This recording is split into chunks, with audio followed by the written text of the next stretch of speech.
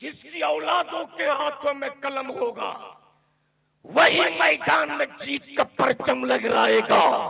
अगर आपने अपनी औलादों को पावर वाला कलम दे दिया तो आपकी औलाद इमाम साहब के हाथ को चूम के अर्ज करेंगे, इमाम साहब मस्जिदों के मसले को आप संभाल लीजिए, नौ कलम के पावर से हम मस्जिदों के मीनारे बचा लेंगे। इसलिए अगर चाहते हो कि हमारी इबादत गाहें सलामत रहे, हमारे मदरसे सलामत रहे, हमारी मस्जिदें सलामत रहे, हमारी इबादत गाहें सलामत रहे, तो सिर्फ पैसे को बचाकर अपनी औलादों को पढ़ा दो, अपनी औलादों को अच्छी तालीम दे दो। खुदा की कसम अगर तेरी औलादें पढ़ ली तो इस मुल्क में फिर एक नया इनकलाब करते हुए आएगा। हर मजहब और धर्म के लोगों की अलामतें और पहचान का मीडिया प्रचार करे, अखबारात जिसकी तशहीर करे, लेकिन ये ईमान की हरारत है। हमारे पास इलेक्ट्रॉनिक मीडिया नहीं, हमारे पास प्रिंट मीडिया नहीं, हमारे पास अपने अकीदे की अशात के लिए कोई चैनल नहीं, हमारे पास अपने दीन की तबलीग के लिए कोई सैटेलाइट नहीं। लेकिन ये कहने में शहादत हुसैन बरकाती कतई गुरेज नहीं करेगा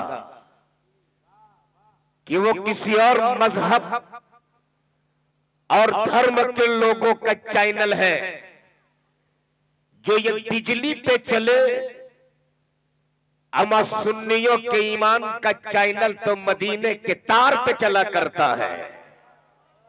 जरा जोर से बोल दो, ऐसे नहीं एक रंग में पूरा मजमा दोनों हाथों को उठा के बोल दो या रसूल अल्लाह, या रसूल अल्लाह। और जोर से जोर से जोर से जरा पूरा मजमा 1 मिनट के लिए अपने ख्वाजा के नाम पे दोनों हाथों को उठा लो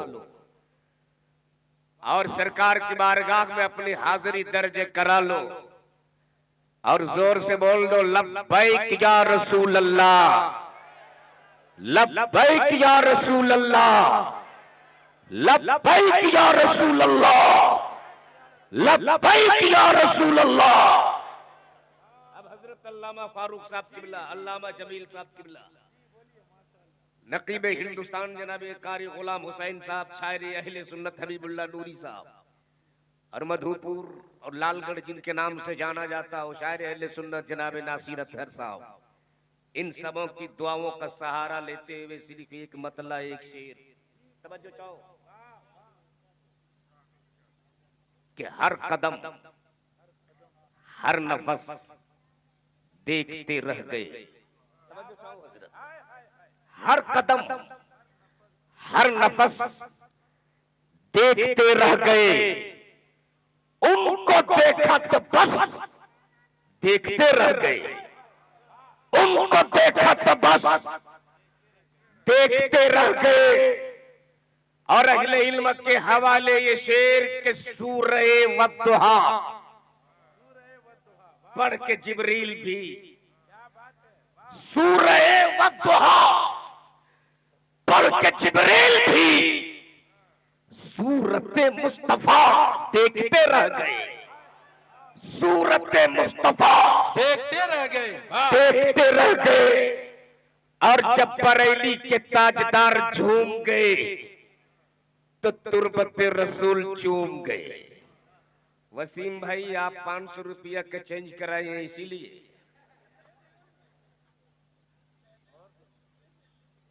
नहीं नहीं, ये 10 रुपया का नोट देखता हूं तो याद आता है मुझको इलाहाबाद, नोटबंदी का जमाना था, सब 10-10 ही के नोट आप ही की तरफ चेंज करके रखे हुए थे। मैंने कह दिया भाई आपके यहाँ अब नोटबंदी के बाद यही 10 वाले बचे। वहां सब खान साहब लोग थे, एक खान साहब मोछ में ताव देकर खड़े हुए और 500 का नोट दे दिया। इत्तेफाक से नोटबंदी के बाद जो मोदी जी वाली नई करेंसी आई थी पहली बार मेरे हाथ। हजरत अब तो मैं समझ ही नहीं पा रहा था कि ये है कहां का, बांग्लादेश का है कि नेपाल का है कि भूटान का। इतने में नजर पड़ गई गांधी जी के चश्मे पर। मैंने समझ लिया ये मेरे मुल्क ही का मुद्रा है। अब मैंने वो 500 का नोट लिया। खान साहब 500 का नोट देने के बाद खड़े रहे। मैंने बहुत दुआएं दी। दुआएं देने के बाद मैंने कहा खान साहब बैठ जाओ। उन्होंने कहा मौलाना 10 रुपया काट लो, 4 से 90 रुपए वापस। बहरहाल वो इलाहाबाद वाले थे, आप तो झारखंड वाले हो, और वो भी लालगढ़ वाले जो चट्टान का कलेजा काट कर पैसा निकाल ले। तो एक बार पूरा मजमा दोनों हाथों को उठा के या रसूल अल्लाह, ऐसे नहीं, जरा एक बार मोहब्बत से बोल दो या रसूल अल्लाह। मेरी ट्रेन जसीडी आ चुकी है, इसलिए मैं किसी को भी जसीडी पहुंचा सकता हूं नासिर भाई। और जसीडी वही जाते हैं जो मुकम्मल गए गुजरे होते हैं। अभी मैं मूड नहीं है, एक बार पूरा मजमा झूम के या रसूल अल्लाह। आला हजरत फरमाते हाजियो आओ, शहनशाह का रोजा देखो। अमा काबा तो देख चुके, काबे का काबा देखो। इसलिए कि कुरान कहता है ए लोगों, जब तुम कोई गुनाह कर लो, जब तुम अपने नफ्स पे जुल्म कर लो तो आओ। ए अल्लाह, मैं तेरा बंदा हूं, मुझसे गुनाह हो गया, मुझसे पाप हो गया, मैंने गुनाह कर लिया। और तू कह रहा मेरे बंदो, जब तुमसे कोई गुनाह हो जाए तो आओ। मेरे मालिक में आओ कहां? तो कुरान कहता है जाओ आ रसूल की बारगाह में। बोल जोर से, बोल जोर से। आ नबी की चौखट पर मुजरिम हो मौलाना नासिर अतहर का, और वो आवे कारी गुलाम हुसैन के पास। ये क्या मामला? जिसका मुजरिम हो उसके पास जाए, जिसका बागी हो उसके पास जाए, जिस जगह से जुर्म हुआ हो भागा जाए। लेकिन यह मामला तो बड़ा अजीब है। ए रब्बे जुल जलाल, गुनहगार मैं हूं, रहीम तू है, पापी मैं हूं, करीम तू है, खताकार मैं हूं, सत्तार तू है। ये बीच में रसूल की क्या जरूरत है? तवज्जो चाहो, बीच में नबी की क्या जरूरत? तो रब फरमाता नादान, उन्हीं की जरूरत थी जो मैंने तुझे पैदा किया। जोर से। उनकी जरूरत ना होती तो ना मैं जमीन पैदा करता, ना आसमान पैदा करता, ना चांदो सूरज पैदा करता, ना हुरो मलक पैदा करता। अरे मैंने अपने महबूब का ऐसा लाजवाब बनाया, ऐसा बेमिसाल बनाया, ऐसा पावरफुल बनाया। अपने महबूब का मैंने ऐसा लाजवाब पैदा किया, न मेरे महबूब के तलवे का जवाब, न मेरे महबूब के जलवे का जवाब, न मेरे महबूब के सुल्फ़े मुहम्मर का जवाब, न मेरे महबूब के जिस्म अतहर का जवाब। ऐसा लाजवाब मैंने पैदा किया, ऐसा पावरफुल मैंने पैदा किया। मैंने जमीन की तकलीफ फरमाई, मालिक मुस्तफा को बना दिया। आसमान की तकलीफ फरमाई, मालिक मुस्तफा को बना दिया। चांद की तकलीफ फरमाई, मालिक मुस्तफा को बना दिया। सूरज की तकलीफ फरमाई, मालिक मुस्तफा को बना दिया। कायनात के जर्रे जर्रे की तकलीफ फरमाई, मालिक मुस्तफा को बना दिया। यहाँ तक के मैंने जन्नत की तकलीफ फरमाई, मालिक मुस्तफा को बना दिया। जब भी तो सरकार ताजु शरिया बोल पड़े, जारा पानी अता कर दे, हरी जन्नत लेबा कर दे। नबी मुख्तार कुल है, जिसको जो चाहे अता कर दे। वाह वाह, नारे तकबीर, नारे रिसालत, मसलके आला हजरत, बस्ती बस्ती करिया करिया, बस्ती बस्ती करिया करिया, ख्वाजा का हिंदुस्तान। वाह वाह वाह। ए रब्बे जुल जलाल, गुनहगार मैं हूं, सत्तार तू है। पापी मैं हूं बख्शने वाला रहीम तू है, ये बीच में रसूल की क्या जरूरत। तो रब फरमाता नादान उन्हीं की जरूरत थी जो मैंने तुझे पैदा किया। लेकिन आज कुछ लोग ऐसे पैदा हो गए हैं जो डायरेक्ट जाना चाहते हैं। बोलो सही के गलत है? ये क्या पीर पैगंबर वाली, हम तो डायरेक्ट वाले हैं, डायरेक्ट जाएंगे। रात भर डायरेक्ट डायरेक्ट, जो मांगना है अल्लाह से मांगो, गैरुल्लाह से मत मांगो। सुबह घर पहुंचा बीवी से बेगम चाय, अबे जालिम मांग ले अल्लाह से, बीवी से क्यों मांगता है? अच्छा एक बात बताओ, अगर कोई 3 मंजिला बिल्डिंग पे डायरेक्ट जाना चाहे तो जा सकता है? अरे बोलो ना। और अगर डायरेक्ट आना चाहे तो नासिर भाई आ सकता है, लेकिन उसकी मुंडी कहां रहेगी, हथड़ी कहां रहेगी, उसे नहीं पता चलेगा। तो थोड़ी देर के लिए मैं भी आपको डायरेक्ट लेके चल रहा हूं, चलोगे? मान लीजिए हमें चलना पड़ जाए भारत के prime minister mister Narendra Modi ji के पास, तो क्या आप डायरेक्ट चले जाओगे? अरे बोलो ना। एक धक्के लगेंगे 13 पलटनियां खाओगे। गोया अगर जाना हो तो कानूनी प्रक्रिया अदा कर लो तब चलो, जो लाइन ऑर्डर हो उसे मेंटेन कर लो तब चलो। नाम लिख कर दे दो, पता दे दो, एड्रेस दे दो, होलिया दे दो, शनाख्ती कार्ड दे दो, फिर भी चेकिंग। गुलाम हुसैन साहब, अब तो आदमी को आदमी नहीं, आदमी को कुत्ता चेक करता है। बोलो सही के गलत है? दरवाजे पे ये लोग रखते हैं कुत्ता, और अगर कोई बोल दे कुत्ता, ये हुकूमत उसे अरेस्ट कर लेती है। यही जुमला था ना, कुत्ता। दरवाजे पे खूब कुत्ते को दूध पिलाओ, एसी गाड़ी में घुमाओ। अबे जब तुम कुत्ते को दूध पिला सकते हो, सोफे पे बैठा सकते हो, गाड़ी में घुमा सकते हो, हमने कुत्ता कह दिया तो क्या तेरे लिए बड़ी बात हो गई? अगर कुत्ता ही कह दिया, बोल दो जोर से, अरे जोर से बोल लो, पूरा मजमा एक आवाज में बोल दो। इस्लाम किसी इंसान का बनाया हुआ मजहब नहीं है, इस्लाम तो खुदा का दिया हुआ मजहब है, इस्लाम तो मुस्तफा का लाया हुआ दीन है। अरे किसी के मैया दूध नहीं पिलाई जो इस्लाम को मिटा दे। इस्लाम ऐसा तंगावर दरख्त है कि तुम जितना काटोगे इस्लाम उतना ही हरा होता जाएगा। इसलिए कि इस्लाम कल भी जिंदाबाद था, इस्लाम आज भी जिंदाबाद है, कयामत के सुबह तक इस्लाम जिंदाबाद रहेगा। बहुत अच्छे। तेरे जेल की साइज छोटी पड़ जाएगी अब, अगर अल्लामा मुफ्ती सलमान अजहरी को रिहा नहीं किया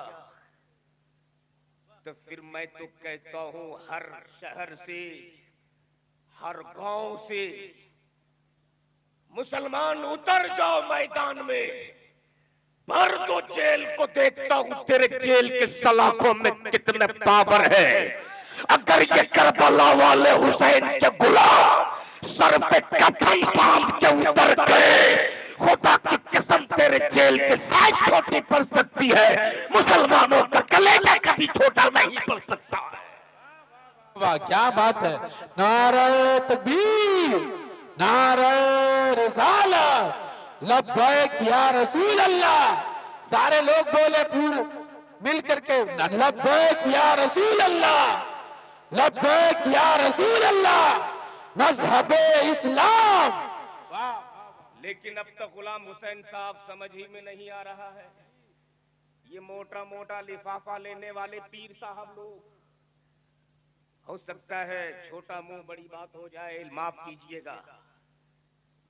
ये पीर लोग मुरीदों से सिर्फ हाथ चुमवाते हैं, हाथ। जरूरत पड़ जाती है तो ये कभी भी मैदान में नहीं उतरते। इसलिए सीधे साधे सुन्नी मुसलमानों सोच लो, मसलक का मुहाफिज कौन है, दीन का मुहाफिज कौन है, नामुस रिसालत के मुहाफिज कौन है। अभी जरूरत पड़ी है पीरों की, कोई खानकाह से नहीं निकल रहा है, किसी भी बड़े पीर की आवाज नहीं निकल रही है। इसलिए आज पहचानने का वक्त है। देख लो तेरे लिए कौन आवाज उठाता है, देख तेरे आगे आगे कौन खड़ा होता है। कायद का लेबल लगाकर भारत में घूमने वालों, अगर तूने एक सलमान नजरी एक सलमान नजरी के सपोर्ट में आपने आवाज नहीं उठाई तो खुदा की कसम हम जैसे मौलवियों का दिल छोटा हो जाएगा, हम ऐसा से कमतरी के शिकार हो जाएंगे। इसलिए मैं हाथ जोड़कर बड़ी बड़ी खानकाहों के पीरों से कहूंगा, अब चुप रहने का वक्त नहीं है। अपना इमामा उतार कर अपने मुरीदों से जिसे तुम देकर इरादत में दाखिल करते हो, आज उसी इमामों को अपने जागने वालों के सर पे कफन बांध दे। इसलिए कि जब ये मुसलमान उतर जाएंगे। वाह वाह वाह वाह वाह वाह वाह वाह, क्या बात है, हाय हाय हाय, पूरा मजमा जोर से बोल दो वाह, और मोहब्बत से एक आवाज में बोल दो। इस वक्त क्या जुमला कहा है, दुआ करो अल्लाह तबारक ताला मुफ्ती सलमान अजहरी की गैब से मदद फरमाते हुए रिहाई की कोई सबील निकल आए। बोल दो आमीन। पूरा मजमा दिल की अथाह गहराइयों से बोलो आमीन। इसलिए कि दीन का दर्द रखने वाला, वो इस्लाम का मुहाफिज, वो नामुस रिसालत का पासबान, जिन्होंने अपनी जान की परवाह नहीं की, अपने घर वाले के परवाह नहीं की। उन्होंने कहा था कि अगर मुझको फांसी भी लग जाए, अगर मुझको सूली पर भी चढ़ा दिया जाए, सलमान अजहरी को कोई गम नहीं, इसलिए कि सलमान ने मुस्तफा के कदमों पे अपना सर रख दिया है। झूम के बोल दो या रसूल या अल्लाह, रसूल अल्लाह, और एक आवाज में बोल दो या रसूल अल्लाह। या रसूल अल्लाह। वक्त नहीं कि मैं तकरीर करूंगा, पूरा मजमा एक आवाज में बोल दो या रसूल अल्लाह। हजरत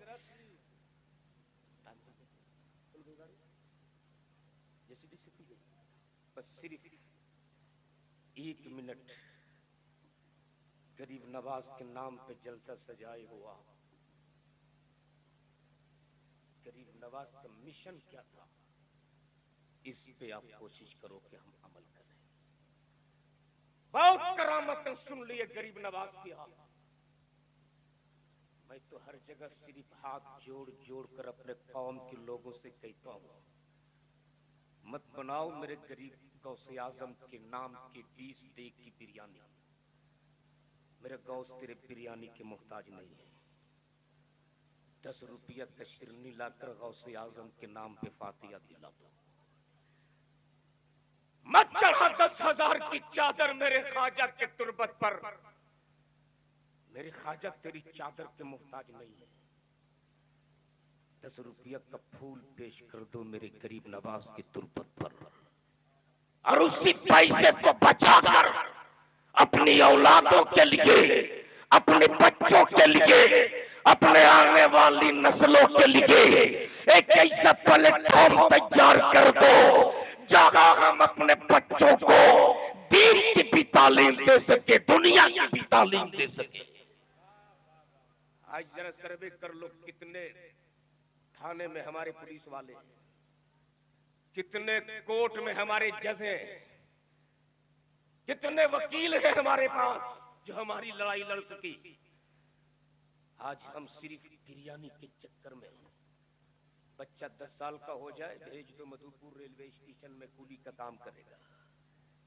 18 साल का हो जाए रिक्शा पकड़ा दो, रिक्शा चलाएगा, अपनी जिंदगी जानवर की तरह जिएगा।